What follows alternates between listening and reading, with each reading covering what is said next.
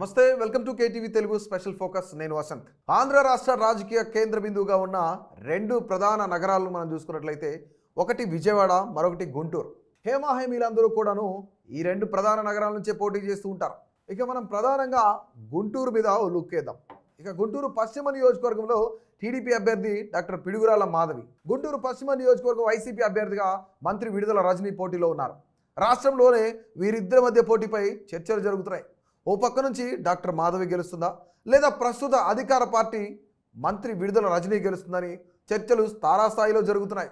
ఓ పక్క రాజకీయ అనుభవం ఉన్న విడుదల రజనీ, మరోపక్క రాజకీయాలకే కొత్త ముఖమైన పిడుగురాల మాధవి. వైసీపీ తరఫున స్ట్రాంగ్గా ఉన్న విడుదల రజనీపై మాధవి గెలవగలుగుతుందా, అసలు బరిలో నిలవగలుగుతుందా, అసలు అక్కడున్న సామాజిక ఆర్థిక రాజకీయ పరిస్థితులు ఏంటో కూడా మనం ఒకసారి చూసుకున్నట్లయితే ఉమ్మడి గుంటూరు జిల్లాలో ముఖ్యమైన నియోజకవర్గం ఏదైనా ఉంది అంటే అది ఖచ్చితంగా గుంటూరు పశ్చిమ నియోజకవర్గం అనే చెప్పుకోవాలి.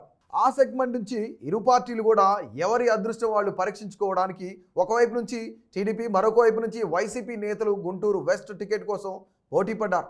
ఎట్టకేలకు రెండు పార్టీలు కూడా తమ అభ్యర్థులను ఖరారు చేయడం కూడా జరిగింది. గత ఎన్నికల్లో గుంటూరు పశ్చిమ నియోజకవర్గం నుంచి టీడీపీ అభ్యర్థిగా మద్దాలి గిరి ఎమ్మెల్యేగా గెలుపొందారు.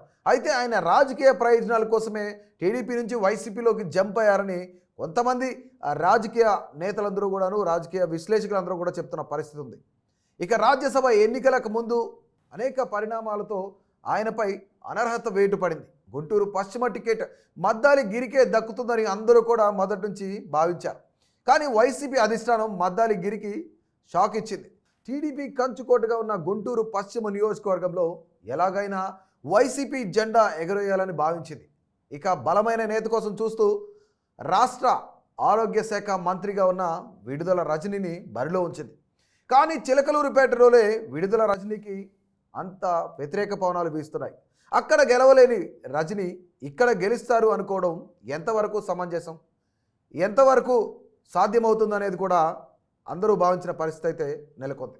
అయితే వీటన్నిటికీ చెక్ పెడుతూ విడుదల రజనీ మాత్రం తనదైన శైలిలో ప్రచారంలో దూసుకుపోతూ గుంటూరులో ఉన్న ప్రజలను ఆకట్టుకునే ప్రయత్నం చేస్తూ ఉన్నారు.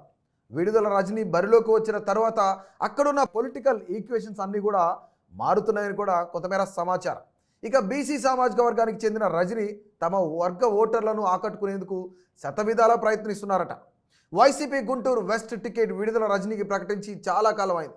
టీడీపీకి ఈసారి ఎవరికి అవకాశం కల్పిస్తారనేది కూడా నిన్న మొన్నటి దాకా కొంతమేర చర్చ అయితే జరిగింది.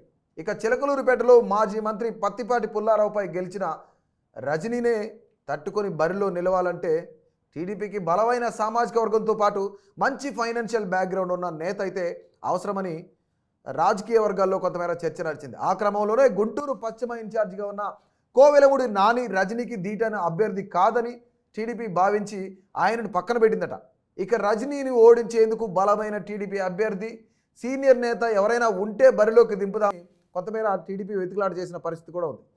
కానీ ఇక్కడ రాజకీయ అనుభవం లేని ఒక మహిళా నేత పేరు కూడా ఖరారు చేయడం జరిగింది. ఆమె పిడుగురాల మాధవి. మాధవి ఆర్థికంగా బలమైన అభ్యర్థి కావడంతో పాటు క్యాష్ ఈక్వేషన్ కూడా అక్కడ కలిసి వచ్చే అవకాశం కనిపిస్తుందని ఆమె బరిలో ఉంచితేనే బెటర్ అని టీడీపీ అధిష్టానం కూడా భావించిందట. ఇక బీసీలు ఎక్కువగా ఉన్న ఈ నియోజకవర్గంలో బీసీ వర్గానికి చెందిన మంత్రి విడుదల రజనీకి అవకాశం ఇచ్చింది వైసీపీ అధిష్టానం. అంతేకాకుండా మంత్రి రజనీ భర్త కాపు సామాజిక వర్గానికి చెందిన వారే కావడంతో బీసీ ప్లస్ కాపు ఈక్వేషన్ కూడా రజనీకి వర్కౌట్ అవుతుందని కూడా వైసీపీ అధిష్టానం రజనీకి రంగంలో దింపారట. ఇక దీంతో టీడీపీ కోటను బద్దలు కొట్టాలని ప్లాన్ చేసింది కూడా వైసీపీ.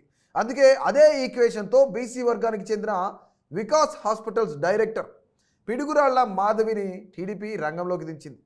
ఆమెకు గల్లా ఫ్యామిలీ కొంతమేర బ్యాక్గ్రౌండ్లో ఉండడంతో కమ్మ ప్లస్ బీసీ ఈక్వేషన్ కూడా వర్కౌట్ అవుతుందని టీడీపీ శ్రేణులు లెక్కలేసుకుంటున్న పరిస్థితి అయితే ఉంది. మరోవైపు మాధవికి మాజీ మంత్రి కన్నా లక్ష్మీనారాయణ కూడా అండగా ఉండడంతో కాపు సామాజిక వర్గ ఓట్లన్నీ కూడా మాధవికి పడే అవకాశం ఉన్నట్లు కూడా తెలుస్తోంది.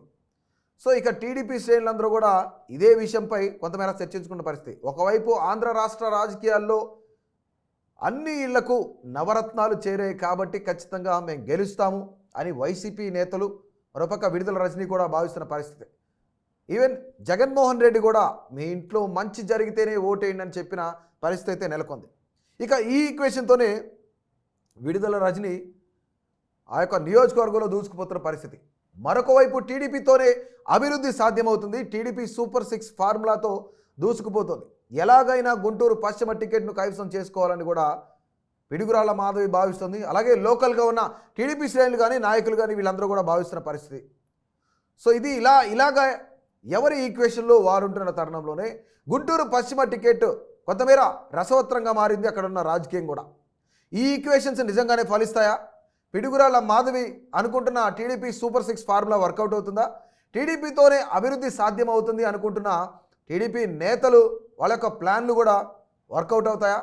లేదా కాస్ట్ ఈక్వేషన్స్ కూడా వాళ్ళకి సహకరించే అవకాశం ఉందా గుంటూరు పశ్చిమ నియోజకవర్గంలో? మరోవైపు బీసీ వర్గ ఓట్లు అలాగే కాపు ఈక్వేషన్, కాపు ఓట్లన్నీ కూడాను విడుదల రజనీకి పడతాయా? ఆ ఓట్ బ్యాంక్ అంతా కూడాను విడుదల రజనీ కూడా క్యాచ్ చేసుకోగలుగుతుందా? నిజంగానే నవరత్నాలు ప్రతి ఇంటికి అందితేనే నాకు ఓటేయండి అన్న జగన్ మాటను ప్రజలందరూ కూడా ఆలకిస్తూ ఉంటారా? అక్కడ విడుదల రజనీ గెలుపు అవకాశాలు నిజంగా సుగమమైన ఇలాంటి మరిన్ని ఇంట్రెస్టింగ్ అప్డేట్స్ కోసం అలాగే ఎప్పటికప్పుడు పొలిటికల్ అప్డేట్స్ కోసం మా కేటీవీ తెలుగును సబ్స్క్రైబ్ చేయండి, అలాగే ఫాలో చేయండి.